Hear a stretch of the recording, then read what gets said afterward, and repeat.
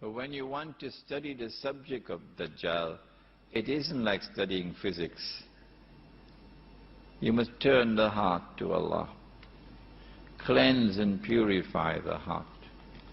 Make 2 rakat nafs salat, for example. And beg Him with tears in your eyes, "O Allah, kindly guide me that I may understand this subject. When you make me understand it, it will be so easy for me.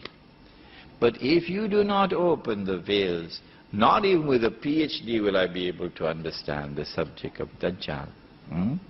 This is my advice to you before I leave you. When they boasted of what they did to the true Messiah, they rejected him. He can't be the Messiah because he's a bastard, wa na'udhu billah min hadha, etc. Allah subhanahu wa ta'ala responded to this. He created Dajjal, who is a person, not a system, a person. And endowed Dajjal with awesome power, awesome versatility, and a PhD in deception.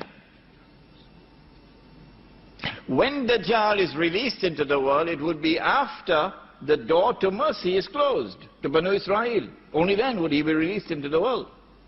And now with a change in Qibla, we know the door to mercy is now closed. When Dajjal is released into the world, his basic function is to impersonate the Messiah. This is why he's known as Al-Masih al-Dajjal. If he is to impersonate the Messiah and convince the Jews that he is indeed the Messiah, then he'd have to rule the world from Jerusalem with what would appear to be the end of history, eternal rule. In order for him to do that, logical deduction, number one, he'd have to liberate the Holy Land of non-Jewish rule.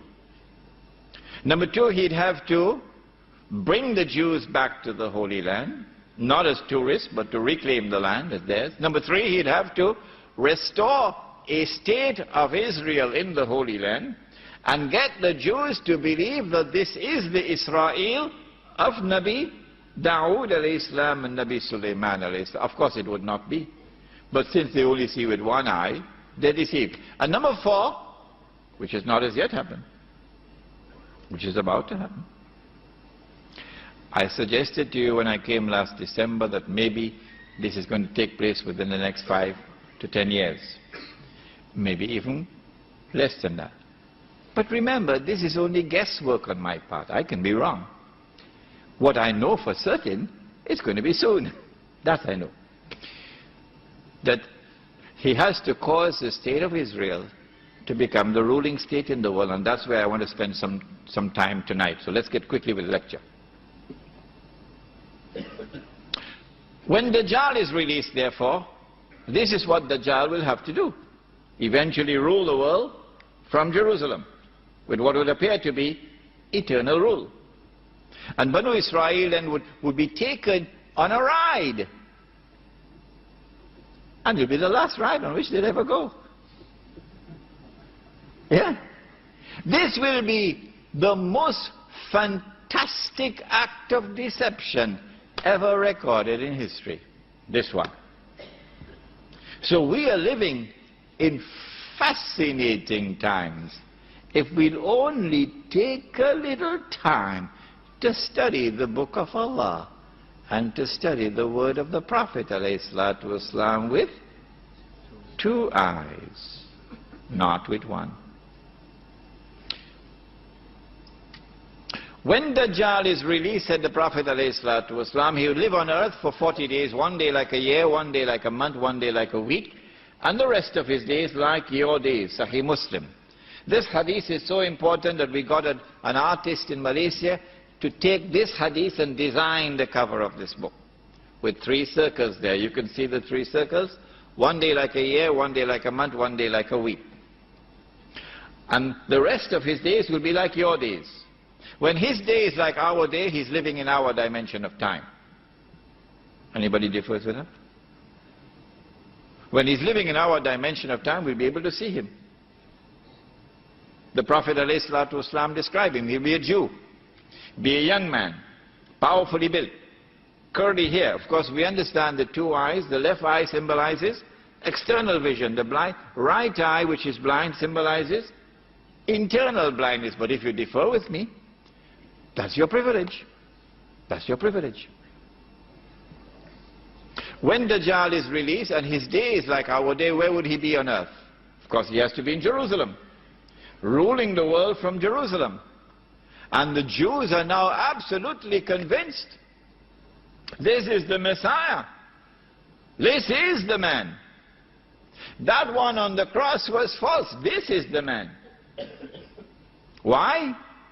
Because the Jews have been ruling the world. Because the golden age has come back. And therefore this must be the true Messiah. But when he comes into our day, he's going to only live for about 37 days.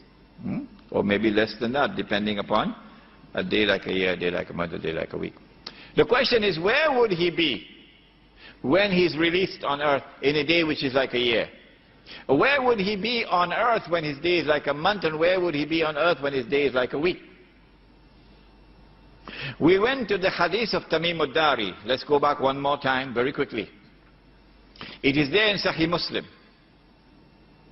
Tamim al-Dari is a Christian who takes the Shahada, became a Muslim in Medina. He came to the Prophet ﷺ and narrated something. The Prophet ﷺ asked the people to sit down in the masjid.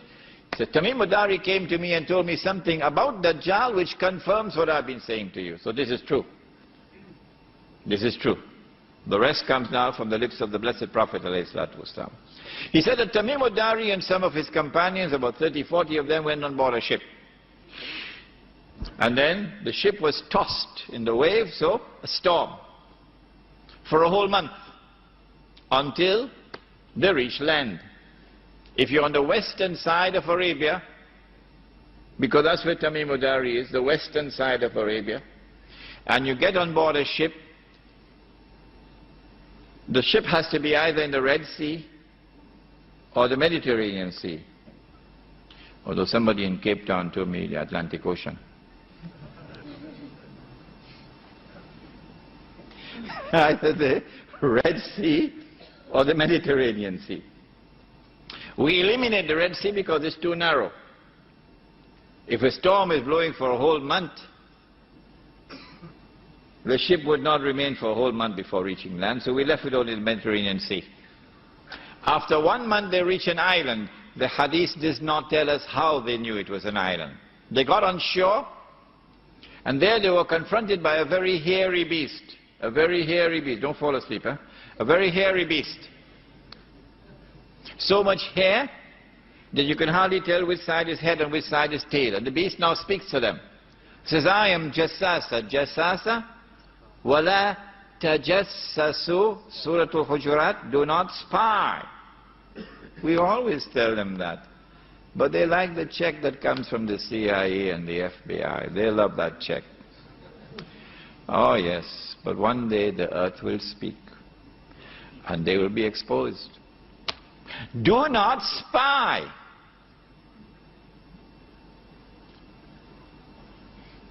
This is Jassasa, spy.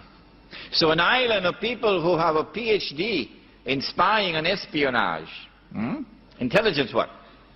And then Jassasa directs them to a monastery. And they go hurriedly to the monastery because they want to get away from Jassasa. When they reach there, they find this powerful man, young man, powerfully built, curly hair, but nothing about his eyes in the hadith. And he's in chains. His hands are chained to his neck, his feet are chained with nicest way. If any robbers come to rob you and you catch hold, it's the best way to tie them up. And now, this man starts to question them. Very interesting questions. We don't have the time to go through those questions, but we have them in this book here. And then after the questioning is over, the man says, I am Dajjal. I am Dajjal. So up to that moment, in Medina, after the Hijrah, Dajjal had not as yet been released. Okay? He says, I am Dajjal. And when I am released, I will enter every town and every city. But he didn't mention villages. No. So now we know from this hadith that when Dajjal is released and launches his mission to impersonate the Messiah, and therefore to ultimately rule the world from Jerusalem, it is from this island that he must launch his attack. And the question that we ask is, which island is it? We give an answer, but you don't have to agree with us. Yes, you don't have to agree. This is our answer. But if you differ with us, then you should point out to us which is the correct answer.